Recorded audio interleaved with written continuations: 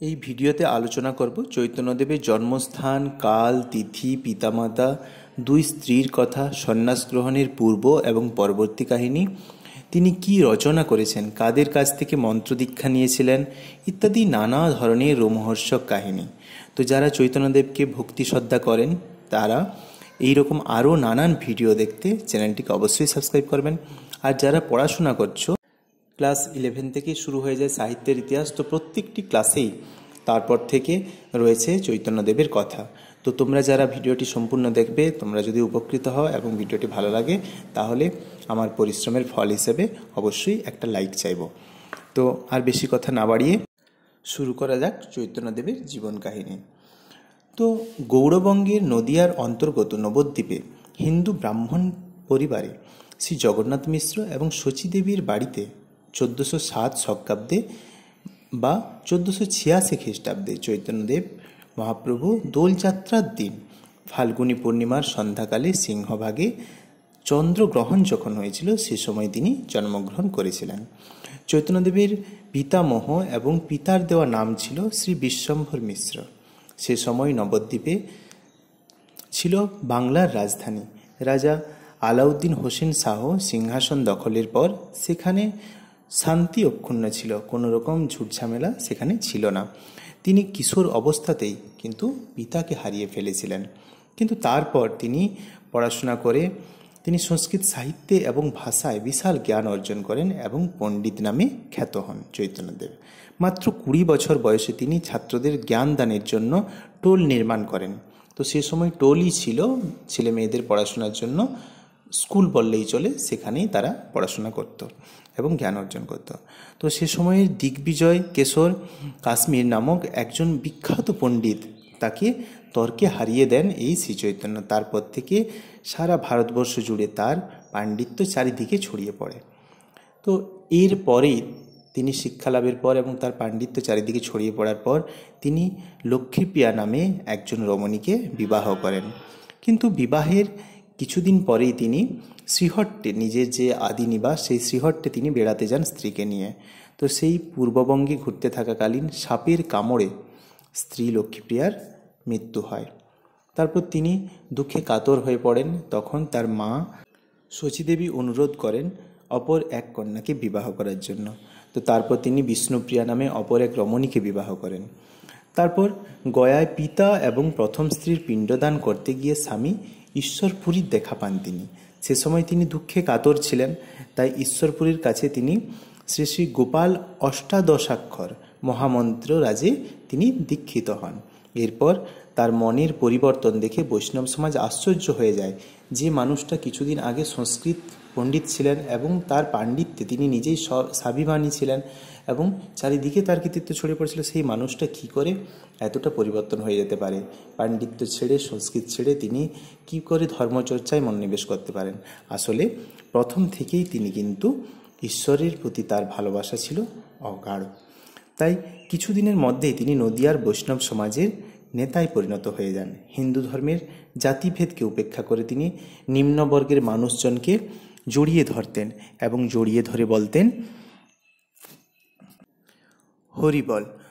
তো এইভাবে তিনি বৈষ্ণব সমাজে জনপ্রিয় হতে লাগলেন এবং তার জনপ্রিয়তায় অনেকেই অনুপ্রাণিত হয়ে মুসলমান জবনও হরিদাস ঠাকুর যিনি নাম নিয়েছিলেন তিনিও সনাতন ধর্ম গ্রহণ করলেন এবং বৈষ্ণব মত প্রচার করতে থাকলেন। তো এতে মুসলমানরা তার উপর নানা ধরনের অত্যাচার চালিয়েছিল, কিন্তু তাতেও তিনি কিন্তু দমে যাননি। তো এরপর নবদ্বীপের শাসক চাঁদ কাজী তার আনুগত্য স্বীকার করেছিলেন। তো এই সবের পর তিনি কি করলেন না, তিনি ধীরে ধীরে ওই ধর্মের প্রতি ঢুলে পড়লেন এবং কিছুদিন পরেই মাত্র 24 বছর বয়সে তিনি কাঞ্চননগরে স্বামী কেশব ভারতীর নিকট তিনি সন্ন্যাস ধর্ম গ্রহণ করেন। তো সন্ন্যাস ধর্ম গ্রহণ করার পর তিনি বাড়ি ছেড়ে বেরিয়ে যান। বাড়ি ছেড়ে চলে গিয়ে 1 বছরের মাথায় তিনি শান্তিপুরে ফিরে এসেছিলেন। কি করতে না, শচীমাতাকে দর্শনের জন্য। তো শচীমাতাকে দর্শনের পর তার কথা ছিল পুরী ধামে তিনি ফিরে যাবেন, কিন্তু হঠাৎ করে তিনি সেই পুরী যাত্রা বাতিল করে নবদ্বীপে আসার ইচ্ছে প্রকাশ করেন। সেখানে ছিলেন বিষ্ণুপ্রিয়া, তার দ্বিতীয় স্ত্রী। তো সেখানে তখনকার দিনে কোনো সন্ন্যাসীকে স্ত্রীরা সরাসরি মুখ দর্শনের কোনো নিয়ম ছিল না। তাই তিনি যখন সেখানে পৌঁছন তখন বিষ্ণুপ্রিয়া দেবতার পুজো করছিলেন এবং সন্ন্যাসী চৈতন্যদেব তিনি কি করলেন না ওপরের দিকে তাকিয়ে তিনি দাঁড়ালেন। তো সেই সময় বিষ্ণুপ্রিয়া ঘর থেকে বেরিয়ে স্বামীকে প্রণাম করতে যান এবং প্রণাম শেষ করে তিনি যখন উঠে দেখেন না তার স্বামী চৈতন্যদেব সেখানে কিন্তু নেই। তিনি কি দেখতে পেলেন না তার জোড়া পাদুকা তিনি সেখানে রেখে গিয়েছেন এবং সামনে চৈতন্যদেব আর নেই। তারপর সেই দিনই রাত্রিবেলা বিষ্ণুপ্রিয়া মায়ের স্বপ্নাদেশ পান এবং স্বপ্নাদেশ কী ছিল না জন্মভিটের যে নিম গাছ সেই নিম গাছের কাঠের তৈরি একটা মূর্তি করে তাকে পুজো করতে হবে এবং সঙ্গে সেই পাদুকা জোড়াও পুজো করতে হবে। এরপর থেকে মহাপ্রভুর পাদুকা সেখানে পুজো হয়ে আসছে এবং বিষ্ণুপ্রিয়ার যে ভাইয়ের বংশধরেরা তারা কিন্তু সেটা এখনও সুরক্ষিত রেখেছেন এবং সেটা একটা রূপোর খাপের মধ্যে সেটা রয়েছে।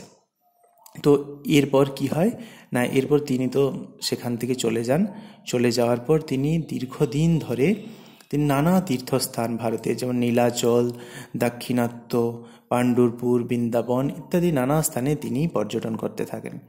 তারপর পথে সত্যবাই, লক্ষ্মীবাই ইত্যাদি নানা দস্যুগণ তার শরণ গ্রহণ করে। কারণ কি না তার ভাবে বিভোর হয়ে পড়েছিলেন সবাই এবং তিনি মাঝে মধ্যেই তার সাঙ্গপাঙ্গ নিয়ে হরিনাম সংকীর্তন করতে করতে রাস্তায় বের হতেন।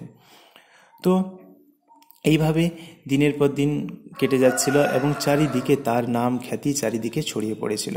কিন্তু কথিত রয়েছে যে সেই রথের দিনই একদিন তিনি নৃত্য করতে করতে উদ্দাম নৃত্য করতে করতে রথের সামনে যাচ্ছিলেন। সে সময় তার পায়ে ইঁট লেগে সেখান থেকে ইনফেকশন হয়ে তিনি মৃত্যুবরণ করেন। আবার প্রত্যক্ষদর্শীরা বলেন 1533 সালের যে আষাঢ় মাসের শুক্লা সপ্তমী তিথিতে রবিবারে পুরী ধামে 48 বছর বয়সে তিনি যে লীলাবসান করেন সেটা কিন্তু তিনি না জগন্নাথ দেবের মূর্তির মধ্যে তিনি ভাব সমাধিস্থ থাকতে থাকতে তিনি লীন হয়ে যান। তো এইভাবে তার কাহিনীটি শেষ হচ্ছে চৈতন্যদেবের। তো সেই কাহিনী শেষ হলেও চৈতন্যদেব কিন্তু হিন্দু ধর্মে তাকে ধরা হয় শ্রীকৃষ্ণের অবতার রূপে।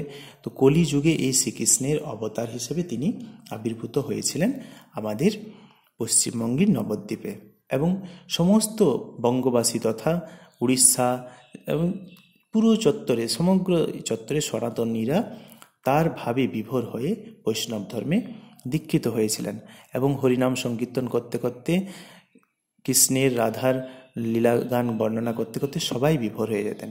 তো এই শ্রীচৈতন্য তিনিও কিন্তু রচনা করেছিলেন। তিনিও যেহেতু একজন শিক্ষিত পণ্ডিত ছিলেন, তিনিও শিক্ষা স্টক নামে সংস্কৃত শ্লোক তিনি রচনা করেছিলেন। 8টি শ্লোক তিনি যে রচনা করেছিলেন সেই শ্লোকগুলি শ্রীচৈতন্য চরিতামৃতে রয়েছে। তো যদি ভিডিওটি ভালো লাগে আবার শেষে বলি একবার অবশ্যই ভিডিওটিকে লাইক দিয়ে চ্যানেলটিকে সাবস্ক্রাইব করে সঙ্গে থাকবেন। অসংখ্য ধন্যবাদ ভিডিওটি সম্পূর্ণ শোনার জন্য।